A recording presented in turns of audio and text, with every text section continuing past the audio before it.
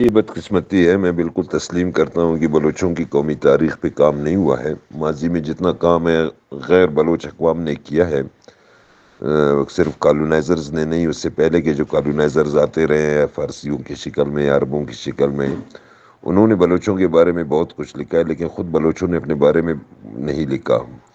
قدیم حکمرانوں کے بارے میں نہیں کہتا ہوں، جو اشکانی تھے یا کشانی تھے، ان کے بارے میں جو ٹیکسٹ لکھے گئے وہ ٹیکسٹ اب کہاں ہیں؟ لیکن پراپر جو قومی تاریخ ہے اس سے جو ہے نا بالکل یوں سمجھے بلوچ قوم نے جس طرح غفلت برتی ہے وہ یقیناً ایک مجرمانہ فعل رہا ہے۔ اسی وجہ سے آج ہم سب سرگردان ہیں، ہم کہاں خود کو تلاش کر رہے ہیں، کبھی ایران میں جا کر گھس جاتے ہیں، کبھی جنوبی افغانستان میں، تو کبھی دریائے سندھ کی طرف۔ اس کی وجہ یہی ہے کہ ہمارے پاس جو ہے نا وہ سالڈ ثبوت ابھی تک نہیں آ سکے کہ جن پہ ہم اس قوم کی تاریخ کو ترتیب دیں۔ لیکن اس میں شک نہیں کہ 3,500-4,000 سال تک کی اس کی سیاسی تاریخ پڑی ہوئی ہے، جس کو مینج کرنے کی ضرورت ہے، وہ بکھری ہوئی حالت میں ہے۔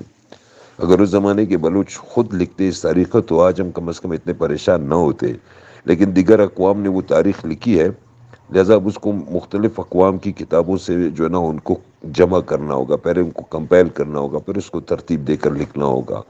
اور اس کے علاوہ اگر آپ نے بلوچ تاریخ کو دیکھنی ہے تو قدیم بلوچ قبائل کو ضرور دیکھیں۔ بلوچوں کا جو جتنا بھی سیٹ اپ ہے ماضی سے اپ ٹو ڈیٹ، یہ سارے ٹرائبل سیٹ اپ کے تحت رہے ہیں۔ جتنی بھی حکومتیں بنائی ہیں وہ سب حکومتیں اپنے اپنے قبیلوی ناموں سے مشہور ہوئے ہیں، چاہے وہ کمبرانیوں کی حکومت ہے، رند الاشار یونین ہے، گچکی ہے، بلیدی ہے، ہوت ہے، مید ہے، اشکانی ہے، کشانی ہے، ساکائی ہے، یہ جتنے بھی قبائل ہیں، چاہے کرد ہیں، یہ سارے اپنے اپنے قبائلی ناموں سے جانے جاتے ہیں۔